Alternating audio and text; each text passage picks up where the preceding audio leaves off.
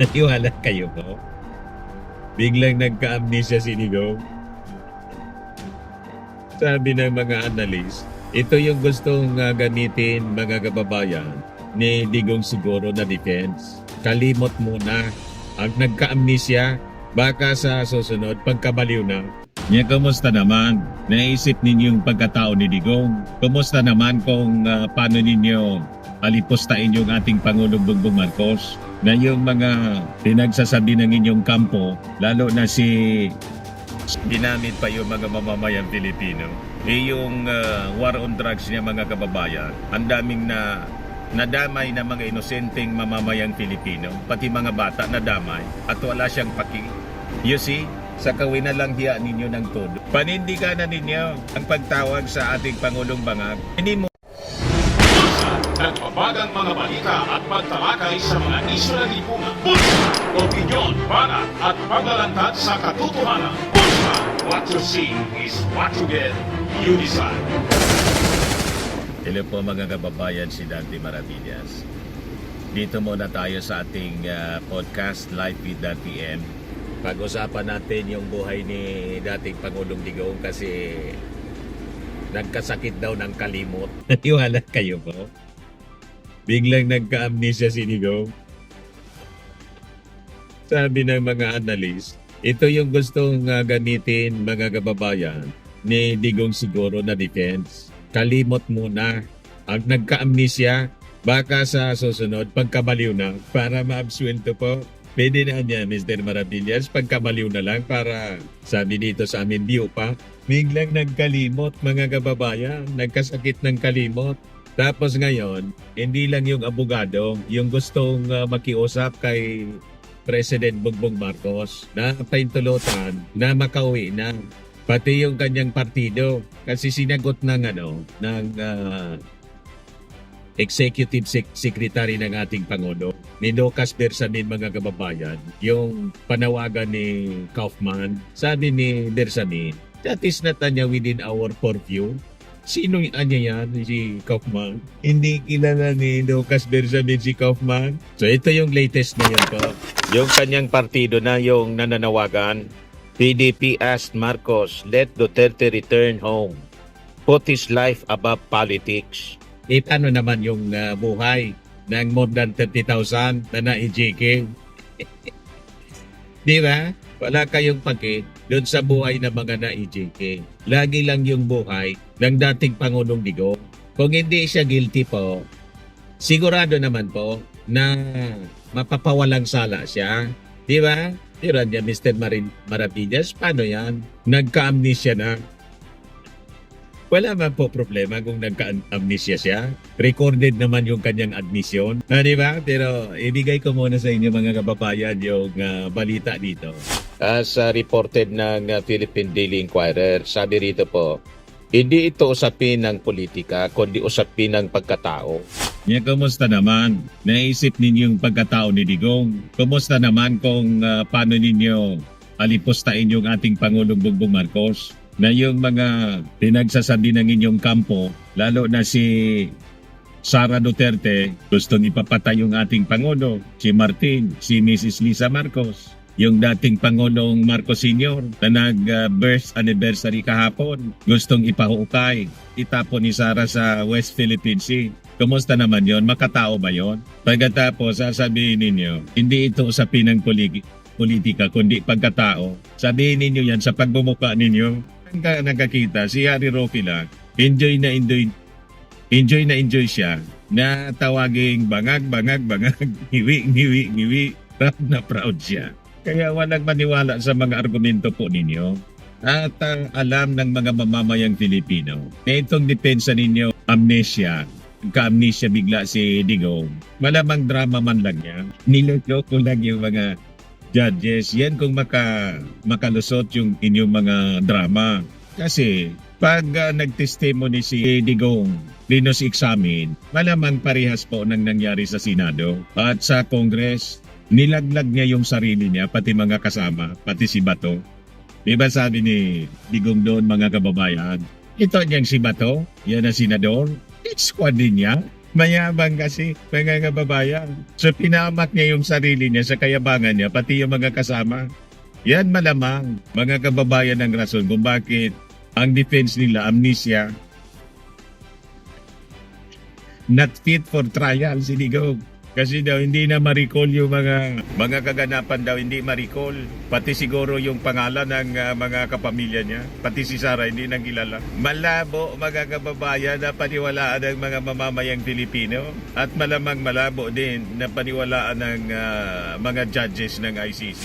Yan sabi dito, the political party of Rodrigo Duterte pleaded to President Ferdinand Marcos Jr. to bring the former president home while he faces trial for crimes against humanity before the International Criminal Court over his war on drugs. Yan, sabi dyan, PDP asked Marcos, let Duterte return home, put his life above politics. The political party appealed to Filipinos to help them persuade President Marcos. Therefore, we sincerely appeal to you, our countrymen, help us persuade President Marcos Jr. to allow the return of former President and a Filipino who only wishes to rest in the country he once served. Sabi po ni Acting Chair Alfonso Cosi. Ginamit pa yung mga mamamayang Pilipino. Yung war on drugs niya, mga kababayan, ang daming nadamay na mga inosenteng mamamayang Pilipino, pati mga bata nadamay at wala siyang paki. You see, sa kawin na lang hiya ninyo ng todo yung ating Pangulong Bongbong Marcos, pagkatapos magmamakaawa kayo sa kanya. Ang akala ko ba, ang tingin ninyo sa ating Pangulong Bongbong Marcos, bangag, weak leader at saka bangag, paano ka pagbibigyan ng isang bangag, hindi tama yung pag-iisip? Di ba ang ibig sabihin ng bangag? Pag bangag, wala sa tamang pag-iisip, so wala siyang empathy. Panindigan na ninyo ang pagtawag sa ating Pangulong Bangag. Hindi mo man pwedeng kausapin ng matino ang bangag. So malabo na maintindihan ng isang bangag ang kalagayan ng dating Pangulong Digong na biglang nagkasakit ng kalimot. So ito yung pinapalabas nilang kalagayan daw ng dating Pangulong Digong. Basahin natin. Sabi ng legal team, Duterte suffers from significant cognitive deficiencies that affect his memory, his daily executive functioning, his visio-constructive abilities, and his orientation to place and time while simultaneously limiting his capacity for complex reasoning. He is currently unable to meaningfully participate in the legal proceedings against him. Specifically, he lacks the capacity to remember, assimilate, and apply information to be able to give his lawyers effective instruction. He will not be able to fluently recall information from the period relevant to the case, such as to be able to testify. To conclude, he will not be able to meaningfully engage with the legal process and is unfit to stand trial. Yan ang sinasabi ng abogado.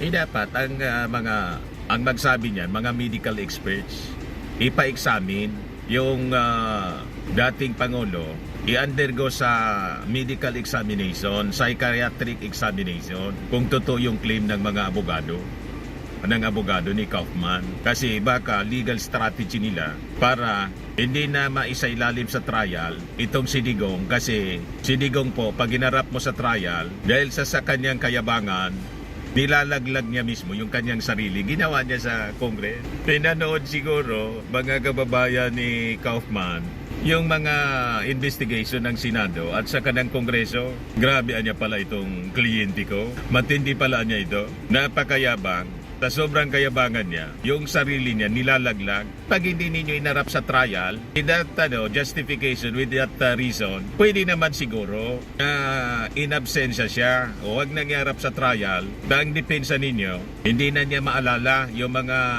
ginawa niya. Recorded naman po yung kanyang mga ginawa. Ayan na lang ang panoorin ng mga judges kung paano niya ipinag-utos yung kill. At saka yung consequences ng kanyang mga orders.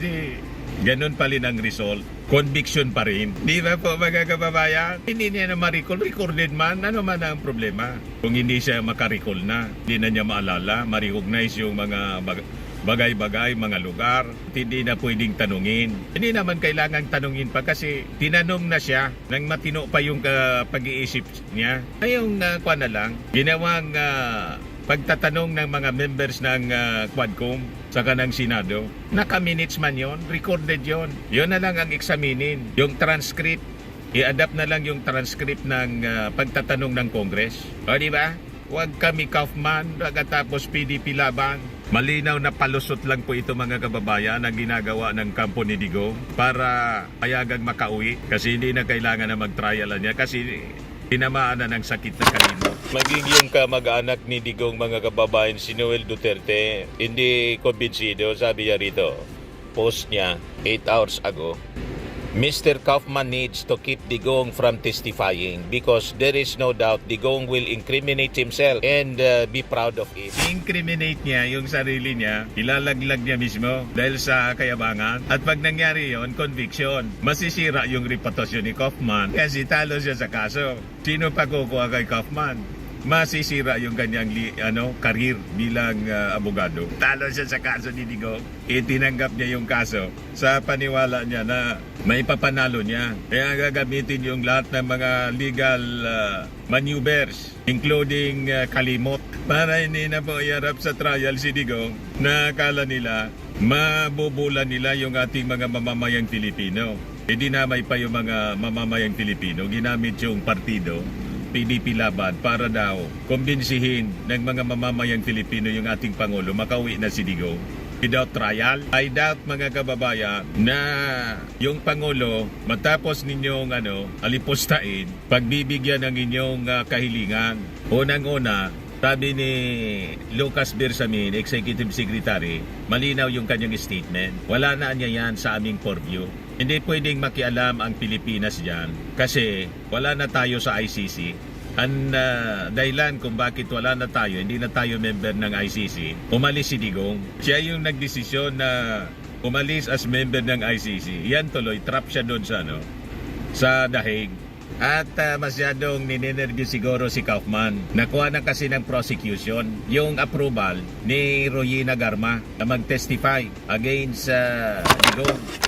Kaya sabi ni taga CDO, mga Cebuano, ayan, lalong natakot. And biglang nagka-amnesia na si Tatay Katay. Ayan Royina Garma agree to be ICC witness, sabi ng DOJ. Kaya ito yung mga reactions ng mga tao. Sabi ni Isnar Naira, the law does not adjust based on someone's condition or status. Due to process applies to everyone, whether ordinary citizen or former president. Justice is not about politics or pity. It's about accountability. Sabi ni Alvin Morala, usapin na pagkatao, pero ang kaso niya, crimes against humanity. Napakababaw ng rason ng PDP laban. Mayaya nga kayo, usaping pagkatao ng muka ninyo. Ang kaso niya, human rights violation, crimes against humanity. Sabi ni Josie Padilla Jr., familiar tactics like other politicians tried to escape prosecution. Sabi ni Annette Dempster, answer first the question, then if he is not guilty, he can come back home. If guilty, stay over out there. Gusto nilang tularan yung impeachment trial kay Sara, in-archive ng mga kaalyado. Ayun, nakudita si Escudero. Ayaw ilalim sa forthwith trial, na forthwith sibak siya. Sabi ni Bonifacio Asuncion, it's best for the country not to meddle on Duterte's trial as it polarized the country even more. Sabi ni Aljon Season, obviously the defense is weak, which is why they are resorted to begging the president to help Digong return home. That's probably why they requested the ICC to postpone the hearing. Very weak po ang defense. Wala man defense witness nga na gustong tumistigo para baliktarin yung lahat ng sinasabi ng mga witnesses against Digong. Kaya nagkakanda kumahog sila kung paano i-delay, ipag dinilay nilang lalong hindi makakabalik si Digong sa ating bansa. Baka lifetime na siya dyan, lifetime na nakakulong. Kaya ngayon, nag-isip sila ng palusot, amnesia naman, baka kagati ng ICC judges. Hindi man mga moron yung mga ICC judges. At hindi yan pwedeng bayaran yung mga ICC judges po. Sabi ni Marivic Takandong, let him appear during the confirmation hearing first, and so the Filipino people will see his real condition. Validate your claim of him not fit to stand trial. Let a reputable doctor or ICC doctor confirm it. Ayaw nga nila na umabot sa confirmation hearing. Kasi pag umabot sa confirmation hearing, tuloy-tuloy na yan sa trial. Wala man silang witness. At yung witness against Digong, yung sarili niya, kasi recorded yung mga pinagsasabi niya. At saka, yun ang ginusto ni Digong. Sinabi niya, hinamon pa niya yung ICC. Nasaan na niya kayo? Pagkakuha niya na patunayan, hindi akong mabulok sa kulungan. Yan ay mismo sabi ni Digong. Sabi ni si Jan, dementia does not happen suddenly. Sabi ni Armando Quibral, tama, hindi usapang politika ito, usapang ustisya ito. Habang buhay siya, managot siya at saka maraming ospital doon. Sabi ni Ann Bernardo, the audacity to say life above politics. Sabi ni OLP, kulang lang sa mura yan. Sabi ni Remedios Misiano, this is not about politics but about justice in common sense. His presence here will add to the mounting problems of our country. Sabi ni Ronil Ang, now you say human talk, what you should say is dog talk. Sabi ni Ags Abiari, now you guys are talking about pangtao, patawa talaga kayo. Sabi ni Maria Victoria Ambong, bring him bones. Sabi ni Romulo, on neutral stand, it is the ICC medical authorities have the legal obligation to inform the real health condition of Digong, not his defense lawyer. Correct. Kaya makaduda po na ang salita ng salita, yung kanyang defense lawyer. Wala mang doktor na nagsasalita. Anong authority to speak on medical condition ng isang abogado? Diba? Dapat may medical certificate muna ipakita. Tingin natin, nanluloko yung abogado para makumbinsi, mauto yung ating mga mamamayang Pilipino. I-pressure yung ating Pangulo. At may lakas sila ng loob na makiusap sa ating Pangulo. Inalangiya ng dating Pangulo yung ating Pangulong Bongbong. Pagkatapos makikiusap kayo. Nagbanta pa yung anak na ipapatay yung ating Pangulo. Damay si Mrs. Lisa Marcos at si Martin. Tapos makikiusap kayo. Ano ang akala ninyo sa ating Pangulong Bongbong Marcos? Mabubudol ninyo sa ganyang mga pananalita? Sumubra kayo eh. Sabi ni Mel Garcia Sarmiento, same old drama for politicians trying to escape prosecution. Justice is not about politics. Due process is for everyone regardless of your status. Sabi ni Michael Buminaang, what is life? What is humanity to you? As he said before, an eye for an eye, a tooth for a tooth. Yun na nga po. Sabi ni Lina, no way, dyan na lang siya sa dahig. Sabi ni Jalni Sama, let the wheel of justice moves on its natural course without interventions. Sabi ni Rod Mark, whatever their concern for the former president, I believe they should address it to the ICC and not PBBM. Jurisdiction on the case of former president is with the ICC. Tama, dapat yung appeal nila, pati yung PDP laban, yung abogado, ang appeal nila address sa ICC, hindi sa ating Pangulong Bongbong. Alam kasi nila, hindi sila pagbibigyan. Lalong hindi dapat pagbigyan ng ating Pangulo kasi unang-una, nasa jurisdiction na siya. Tama si Lucas Bersamin na within our purview niya, sabi ng Executive Secretary. Sabi ni Mico Lopez, there is lesson to be learned here. You will pay for your crimes. Criminals should be held accountable so other criminals will learn. Sabi ni Yung Enriquez, lights, camera, action. Nasabi nang hindi mabasa yung pangalan from Attorney Kaufman to Dr. Kaufman. Nice. So, makita ninyo, walang makumbinsi po. Napakalinaw yung sinabi ni Digong sa Congress. Former President ba ay willing na mag-cooperate sa investigation sa ICC? Kaugnay dito? ICC, ma'am. I'm asking the ICC to hurry up, Oh, kita mo, hurry up daw. and if possible, they can come here and start the investigation tomorrow. This issue has been left hanging for so many years. Matagal, ma'am, baka mamatay na ako, hindi na nila ako maimbestiga. So I'm asking the ICC through you na magpunta na sila dito bukas, umpisahan na nila ang investigation. And if I am found guilty, I will go to prison and rot there for all time. Malinaw po. So, walang rason na pagbigyan yung mga pakiusap ng abogado, pati ng PDP laban, wala mismo sa bibig ni Digong. Dapat ito ipakita doon sa mga ICC judges. na mismo Tidigong ang nagsabi, ang gusto niya humarap sa trial at pag napatunayan siya na nagkasala, mabulok siya sa kulungan. Recorded na po. Hindi man kailangan na i-cross-examine pa si Digong. Recorded na. At galing ito sa sinumpaang salaysay.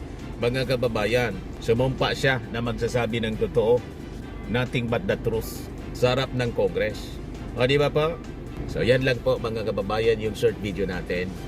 Dito po sa Life with Dan TM. Kung hindi pa po kayo nakasubscribe dito sa ating channel, click subscribe ninyo and pakishare naman po ninyo sa inyong mga kakilala. Bye-bye po. God bless. Ito naman po, Firmax Firming and Lifting Cream. Pinapahid po sa mga pulses in affected area. Mainam po sa paninigas ng mga kaso-kasuan. Ito naman po, Automax Radiant Serum. Sa mukha naman yung application. Anti-aging po siya. You will look 10 years younger than your age. Sa mga cancer patients naman po, baka lang gusto ninyo itong itry. Neng siya red mixed fruit drink. Hindi mo po siya gamot, food supplement siya. Kaya lang, gawa siya mga kababayan sa goji berry. Yung goji berry may anti-cancer properties. O ngayon, yung mga inquiries ninyo, dumiritso na lang kayo sa aming messenger sa Facebook para masagot namin agad. Ayos pa? Ayos na ayos niya, Mr. Maravilla. But anyway, ito po pala yung aming bagong product na binibenta online. I am worldwide amazing pure organic barley powdered drink mix from Australia. Negosyo to ng aking anak na architect entrepreneur Riz Maravillas. Ayan po. Kontakin na lang po ninyo siya, Riz Maravillas on Facebook. Ang mga health benefits niya, boost immunity, improves digestion, enhance energy levels, pack with antioxidants, prevent cancer. Sa mga nagana po ng malinis and spacious fitness gym, pumunta lang po kayo sa aming Colossal Fitness Gym. May Grab car rental din po kami. Ito naman po yung bago naming product na binibenta online. Eye Glow Serum, whitening po siya. Tingnan ninyo yung epekto sa aking anak na architect before and now. Yung mga inquiries po ninyo, dumiretso na lang kayo sa kanyang Facebook account, Riz Maravillas.